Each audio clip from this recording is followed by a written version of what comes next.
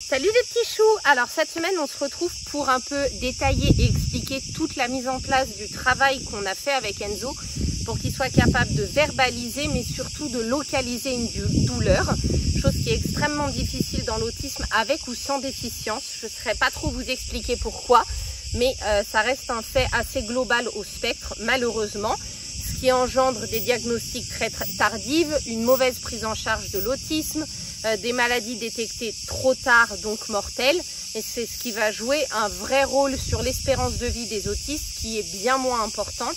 Mais c'est pas l'autisme qui diminue l'espérance de vie, c'est la mauvaise prise en charge autour de l'autisme. Donc il y a ces pathologies qui ne sont pas détectées, il y a un taux de SUI-ID beaucoup plus important, notamment chez ceux qui n'ont pas de déficience. Et après, il y a toute la gestion du stress qui ne va pas être travaillée, qui provoque des maladies cardiaques beaucoup plus importantes. Enfin bref, ce n'est pas le sujet de cette vidéo. La première des étapes, c'est apprendre à Enzo les parties de son corps. La tête, les joues, le nez, les yeux, le ventre, les bras. Cet apprentissage va aussi servir dans l'apprentissage de l'autonomie à la douche, même si Enzo ne sera jamais 100% autonome, mais je vous ferai une autre vidéo. Ça va aider qu'il sache repérer son corps. Et ensuite, il y a tout un système de jeu qui va être mis en place. Donc, il faut être 2 personnes normales et Enzo. Je vais rentrer en interaction avec Mathias. Il va me pincer la main et je vais dire « Aïe, j'ai mal à la main » en exagéré et en surjoué devant Enzo pour qu'il intègre que si je dis « Aïe, la main », il y a une réaction. Derrière, Mathias va venir, il va dire « Oh, t'as mal !» Oh, on va soigner, on va chez le docteur, on va à l'hôpital. Tout ça, ça se fait sur des mois et des années. Derrière, tu vas rentrer dans le jeu avec Enzo. Tu arrives et tu lui mets une petite pichenette sur le bras. Il a des réactions disproportionnées quand quelqu'un lui fait mal ou qu'une situation lui fait mal, alors que quand il s'éclate la tête contre un mur, il a pas mal. Vraiment, sa gestion de la douleur, je dirais qu'elle est vraiment différente de la nôtre, sans pouvoir vous en dire plus. Et du coup, donc, une tapette à Enzo. Et là, on lui apprend à dire « Aïe, t'as mal au bras !»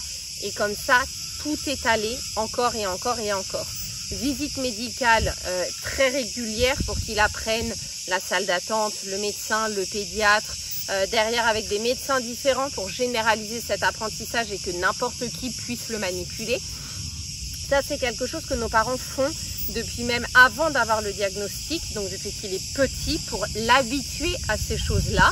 Après, il y a d'autres choses qu'on n'a pas mis en place en travail. Exemple, les prises de sang, il n'en a pas très souvent.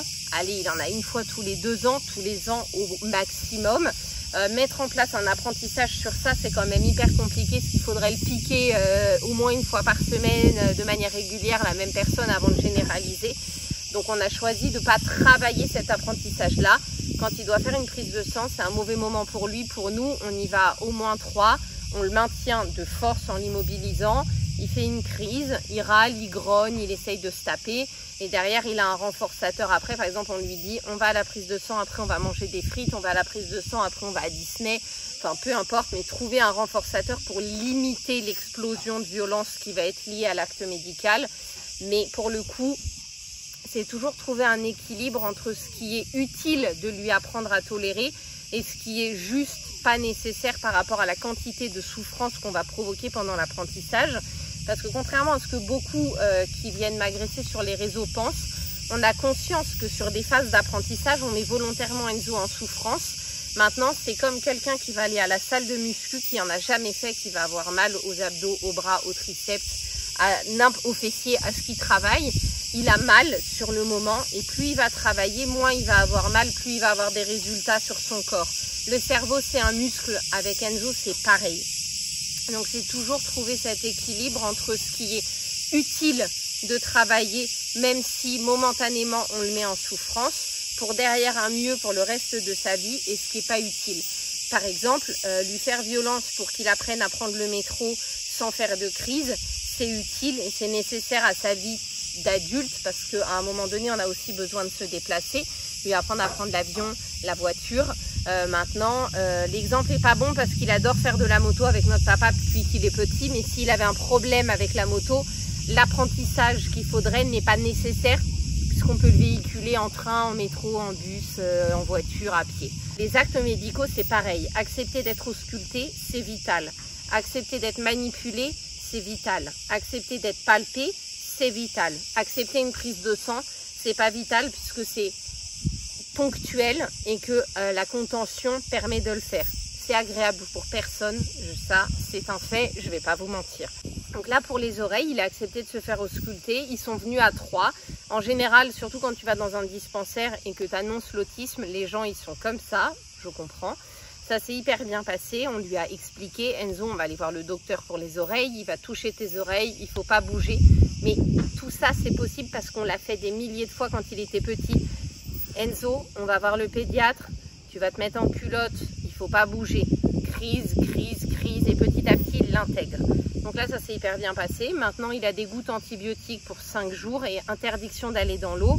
Vous êtes hyper mignon, vous m'avez dit mettez-lui des bouchons, mettez-lui un casque pour les oreilles. Il supporte pas ça, il n'y a pas d'intérêt. C'est pas utile comme apprentissage de l'obliger à tolérer des bouchons alors que ça faisait au moins 10-15 ans qu'il n'avait pas eu une otite. Bon bah pas de bol, là il en a une double. Autant bien faire les choses. On va le traiter. Il va pas dans l'eau pendant 5 jours parce que pareil, vous m'avez dit bah laissez-le aller se baigner, il faut juste pas qu'il mette la tête dans l'eau. Je vous invite à surveiller Enzo sans qu'il mette la tête dans l'eau. Ça se passe en 10 secondes, l'eau de la piscine elle arrive ici. C'est dangereux pour sa guérison, donc c'est beaucoup plus facile de lui interdire totalement la piscine. Il peut s'asseoir au bord et mettre ses pieds dedans que de le surveiller en l'empêchant de mettre la tête dedans. Et c'est comme ça tout le temps cette histoire d'équilibre. Pour ceux qui ont un proche autiste ou un autre handicap, c'est à vous de trouver cet équilibre, de savoir ce qui vaut la peine ou pas d'être appris. Mais il faut vraiment garder une vision globale sur le long terme. Par exemple, là, il fait des crises à chaque fois que je vais faire les courses, je l'emmène plus aux courses. C'est respectable et c'est compréhensible, mais est-ce que sur une vie entière, vous vous voyez garder votre proche sans pouvoir l'emmener faire les courses? Parce que on a beau s'organiser, prévoir, bah là, il manque un truc, il faut qu'on y aille. Bah là, finalement, personne ne peut garder Enzo, le frigo est vide. Mettre en place petit à petit tous ces apprentissages-là, c'est améliorer sa qualité de vie, la nôtre, et c'est ce qui nous permet de pas trop nous épuiser et d'accepter et de pas mal vivre le fait qu'on doit passer l'intégralité de notre vie à prendre soin de lui, à tour de rôle, peu importe, mais il sera jamais indépendant. Le rendre autonome et lui apprendre à accepter des situations difficiles, c'est primordial pour lui et pour nous. Bah, j'espère que cette vidéo était assez complète. N'hésitez pas à laisser vos questions en commentaire. Cette chaîne vit grâce à vous. Les vidéos sont pour vous aussi, pour que vous vous rendiez plus compte de notre quotidien, du travail qui est fait derrière les jolies images que vous voyez, et peut-être vous donner aussi des pistes, parce qu'on ne va pas se mentir, en France, on n'est pas beaucoup aidé, et la vision sur le long terme, je trouve que c'est quelque chose dont on parle très très peu. Bisous les petits choux! Ah si, s'ils en veulent plus, ils vont sur la vidéo du dentiste. Ah oui, en description, je vous mets du coup la vidéo du soin d'Enzo pour ses oreilles. On a fait le choix des gouttes antibiotiques parce qu'il ne faut pas oublier que les antibiotiques par voie orale, c'est pas des Smarties. Ça détruit l'intégralité de la flore intestinale puisque ça vient tuer les bactéries bonnes comme mauvaises.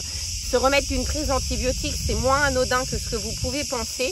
Et dans le cas d'Enzo, encore plus parce qu'il a l'intestin poreux et une flore très très fragile. Donc si on le met sous antibiotiques par voie orale, c'est vraiment qu'on n'a pas d'autre choix. Alors que là, il suffit de lui mettre des gouttes antibiotiques dans l'oreille. Les effets vont être présents et au moins on n'abîme pas sa flore intestinale.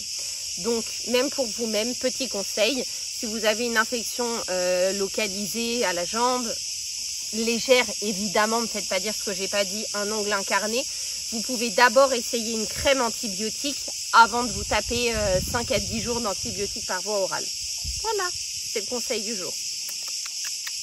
Et on prend des probiotiques après chaque prise d'antibiotiques. Ça, c'est vraiment vital pour autiste ou pas autiste. Si vous voulez ce qu'on donne à Enzo, c'est pas du tout sponsorisé, c'est un partage spontané parce que je collabore avec eux que sur Insta.